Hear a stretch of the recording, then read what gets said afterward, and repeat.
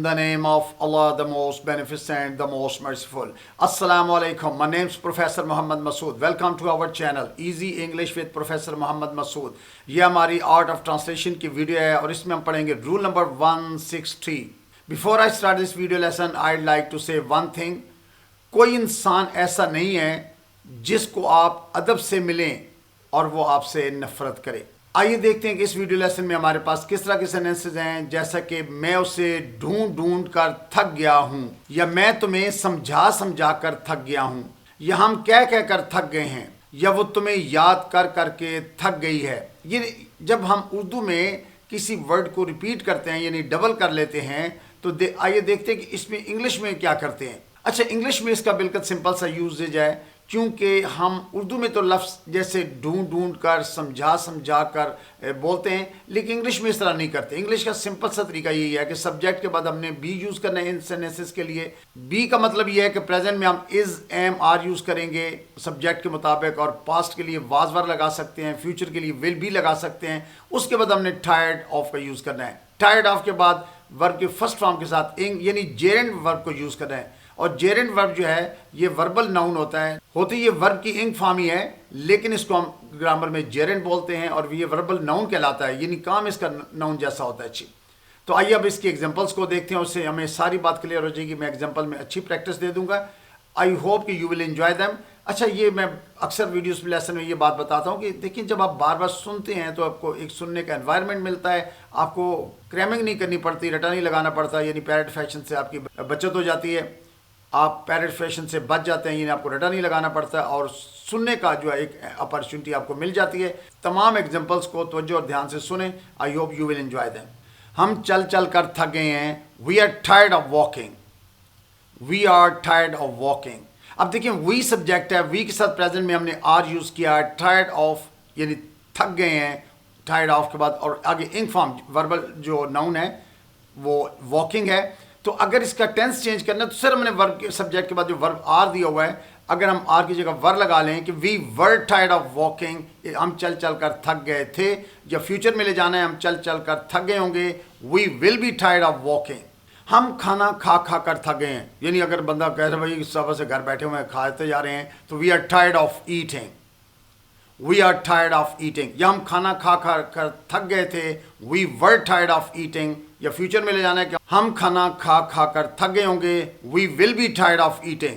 हम चाय पी पी कर थक गए हैं, we are tired of taking T.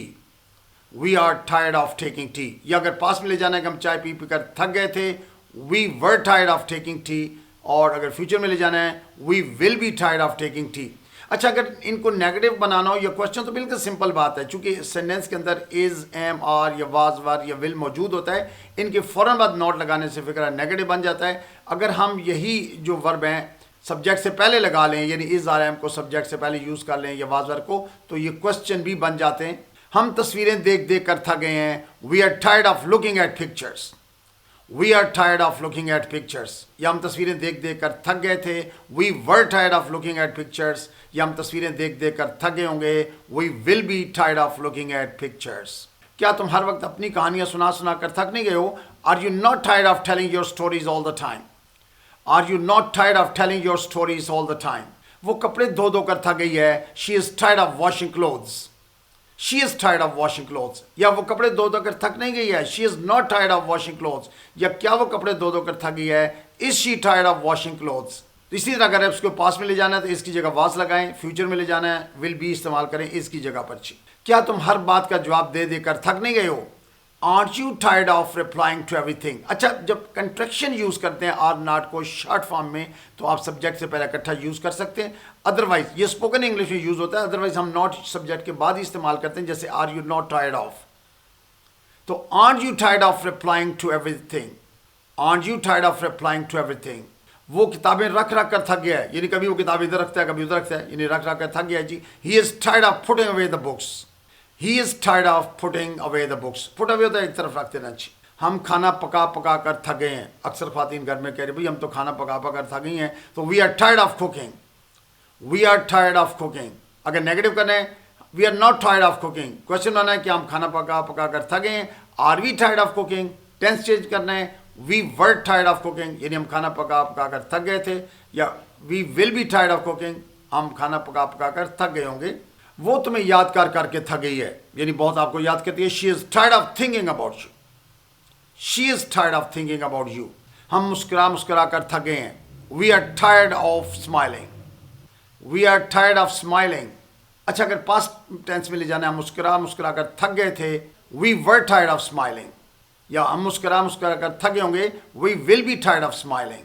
वो तुम्हारे पीछे भाग भाग कर थक गई है। She is tired of running after you, she is tired of running after you, या वो तुम्हारे पीछे भाग भाग कर थक गई थी। She was tired of running after you, future में ले जाना है, she will be tired of running after you. क्या तुम गाना गा गा कर थके हो? Are you tired of singing, are you tired of singing, या क्या तुम गाना गा गा कर थक गए थे? Were you tired of singing, या क्या तुम गाना गा गा कर थक गए होगे? Will you B tired of singing, यानी विल तो सब्जेक्ट के बाद आएगा, बी टायर्ड से पहले यानी सब्जेक्ट के बाद इस्तेमाल करेंगे। Will you B tired of singing. अब तो मैं झूठ बोल बोल कर थक गया हूँ। अक्सर कभी खुदा ना करे झूठ बोलना पड़े, बहुत बुरी बात है, we should never tell a lie, लेकिन कोई बंदा को मजबूरी से बोलना पड़ा तो वो कह रहा है जी अब तो मैं झूठ बोल बोल कर थक गया हूँ। I am tired of telling lies now, I am tired of telling lies now, या अब तो मैं झूठ बोल बोल कर थक गया था। I was tired of telling lies then. Now को फिर देन में चेंज करते हैं कि इसको पास्ट में ले जाएंगे तो, या फ्यूचर में ले जाना है। I will be tired of telling lies, यानी मैं तो झूठ बोल बोल कर थक गया हूँगा। वो रोज लड़ लड़ कर थक गई है। She is tired of fighting every day, she is tired of fighting every day, या वो रोज लड़ लड़ कर थक गई थी। She was tired of fighting every day, या वो रोज लड़ लड़ कर थक गई होगी। She will be tired of fighting every day.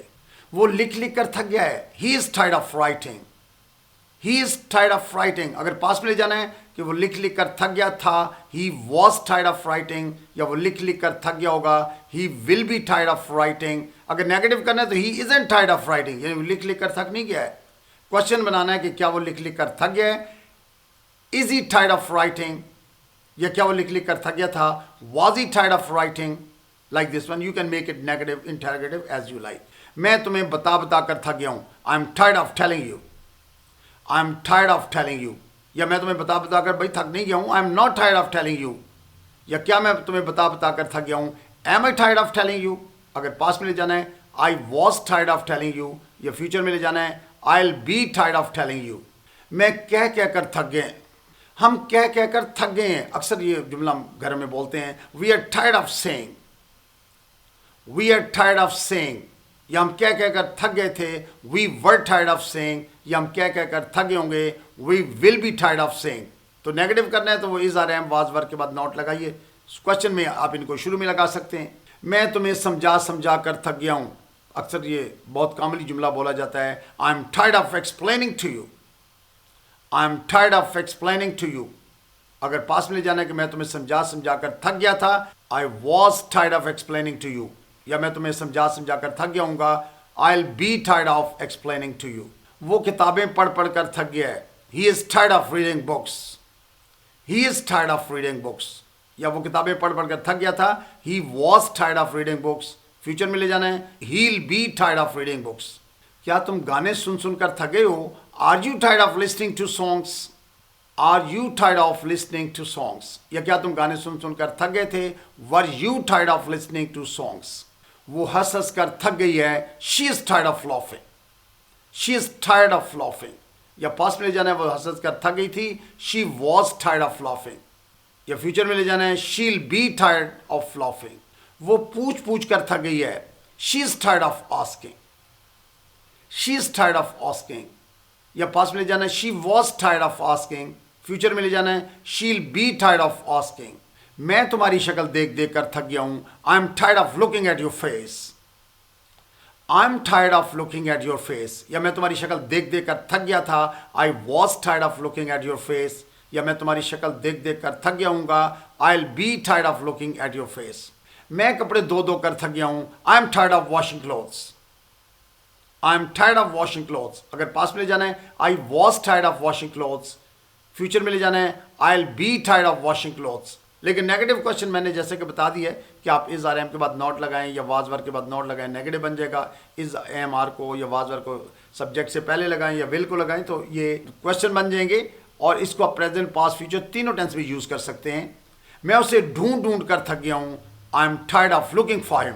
अच्छा, लुक फॉर होता है तलाश करना, ढूंढना, सर्च भी होता है, लेकिन अमूमन सर्च होता है किसी चीज़ वगैरह को तलाश करना। तो I am tired of looking for him, I am tired of looking for him. या मैं उसे ढूंढ ढूंढ कर थक गया था, I was tired of looking for him.